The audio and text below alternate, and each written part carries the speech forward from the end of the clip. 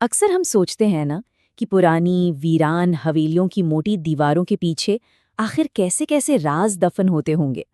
चलिए, आज एक ऐसे ही खानदान के स्याह अंधेरे अतीत में झांकते हैं। एक ऐसी कहानी जहां हर बंद दरवाजे के पीछे एक नया अनकहा सच किसी के इंतजार में। इस हवेली की जो खामोशी है ना, उसमें एक सवाल गूंजता है। एक ऐसा सवाल जो सदियों से पीढ़ी दर पीढ़ी अपने जवाब का इंतजार कर रहा है। तो चलिए, इस रहस्य की परतों को एक एक कर खोलने की हिम्मत करते हैं। तो कहानी की शुरुआत होती है हवेली के ठीक दरवाजे पर। एक बहुत ही तनाव भरा माहौल है, जहां सच बाहर आने के लिए जैसे छटपटा रहा है। रुक्मिणी की आवाज में एक अजीब सी, आप कह सकते हैं, बेचैनी है। वो एक कांपते हुए, डरे हुए बुजुर्ग को रोकने की कोशिश कर रही है, जो किसी भी कीमत पर बस उस हवेली से दूर भाग जाना चाहता है। रुक्मिणी को सच जानना है, पर क्या वो उस सच का बोझ उठा भी पाएगी?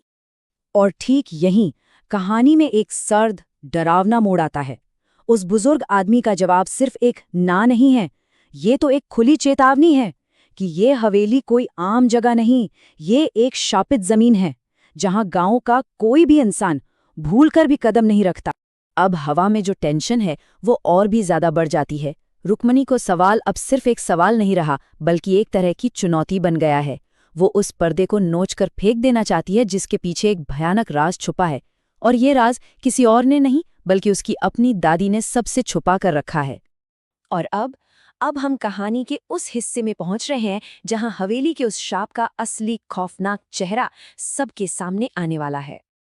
उस बुजुर्ग आदमी की आवाज डर से कांप रही है, और उसके मुंह से निकला पहला सच आसपास की हवा को जैसे जमा देता है। ये कोई मनगढ़ंत कहानी नहीं है, ये एक हकीकत है कि इस हवेली में वो लोग अकेले नहीं हैं। और फिर आता है सच का वो हिस्सा जो किसी भी इंसान की रूह कंपा दे। वो आत्मा, वो सिर्फ एक साया नहीं है, वो एक शिकारी है। और उसका शिकार कौन? रुक्मिणी और उसका पति अरुण। उन दोनों की बलि ही उसकी मुक्ति का इकलौता रास्ता है। लेकिन सोचने वाली बात है, ये आत्मा यहाँ फंसी क्यों है? इस श्राप के पीछे का ये काला इतिहास आखिर है क्या? इसका जवाब छिपा है आज से 50 साल पहले के अतीत में। इस स्लाइड पर जरा नजर डालें। यह सिर्फ एक टाइमलाइन नहीं है, ये एक औरत की तबाही की पूरी कहानी है। 50 साल पहले मीरा बाईसा ने काले जादू और तंत्र मंत्र की आराधना शुरू की। जब उसके पति ने उसे रोकना चाहा तो उसने अपने ही पति को जहर दे दिया और फिर फौरन खुद भी जहर खाकर जान दे दी।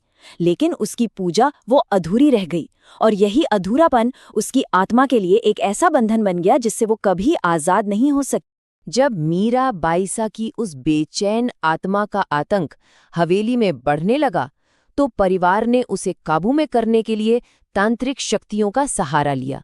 लेकिन जैसा कहते हैं, हर समाधान की अपनी एक कीमत होती है। तो दादी ने एक तांत्रिक को बुलवाया। उसने आत्मा को हवेली की दीवारों में जकड़ तो दिया, लेकिन ये सिर्फ एक ताला लगाने जैसा था, चाबी फेंकने जैसा नहीं। आत्मा कैद हो गई थी, लेकिन आजाद नहीं हुई थी। और उसकी आजादी का रास्ता, वो तो और भी ज्यादा खूनी और भयानक था। और यहीं पर कहानी का सबसे भयानक पहलू हमारे सामने आता है। उस तांत्रिक ने आत्मा की मुक्ति के लिए 3 शर्तें रखीं। पहली शर्त, एक शादीशुदा जोड़े की बलि देनी होगी। दूसरी शर्त, वो जोड़ा परिवार के ही खून का यानी खानदान का ही होना चाहिए।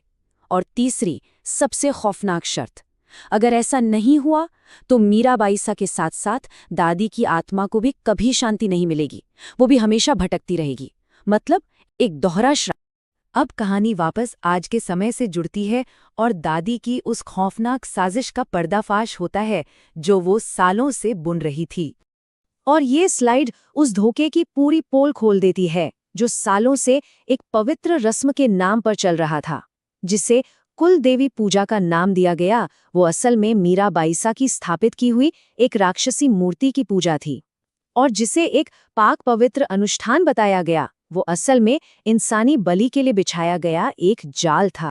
दादी की इस खूनी योजना का पहला निशाना कोई और नहीं बल्कि अरुण के अपने माता पिता थे। उन्हें भी इसी पूजा के बहाने हवेली में बुलाया गया था। लेकिन किस्मत देखिए, हवेली पहुंचने से पहले ही रास्ते में एक कार एक्सीडेंट में उनकी मौत हो गई और दादी की पहली कोशिश नाकाम हो गई। लेकिन उसने हार नहीं मानी थी। बुजुर्ग आदमी के ये शब्द रुक्मिणी के दिल में एक खंजर की तरह चुभ जाते हैं। उसे एक पल में एहसास हो जाता है कि वो और अरुण दशकों से चल रही इस भयानक साजिश का अगला शिकार हैं। जाल वही, धोखा वही, बस इस बार निशाना बदल गया था। पूरा सच जानने के बाद रुक्मिणी एक ऐसे दोराहे पर आ खड़ी हुई है जहां हर रास्ता मौत और तबाही की तरफ जाता है। उसे समझ नहीं आ रहा कि अब वो किस पर भरोसा करे और किससे लड़े। रुक्मिणी का दिल और दिमाग जैसे सुन्न पड़ गया है। जिस दादी की गोद में वो खेली, जिसकी कहानियां सुनकर वो बड़ी हुई, वही उसकी जिंदगी की सबसे बड़ी दुश्मन निकलेगी। ये एक ऐसा विश्वासघात था जिसकी उसने सपने में भी कभी कल्पना नहीं की थी। तो अब जब सच का भयानक चेहरा पूरी तरह सामने आ चुका है, तो सबसे बड़ा सवाल ये है कि रुक्मिणी अगला कदम क्या उठाएगी। क्या वो अपनी और अरुण की जान बचाने के लिए अपनी ही दादी के खिलाफ जाएगी, या फिर वो भी इस हवेली के एक और अधूरे सच का हिस्सा बनकर हमेशा के लिए खामोश हो जाएगी। कहानी अभी खत्म नहीं हुई।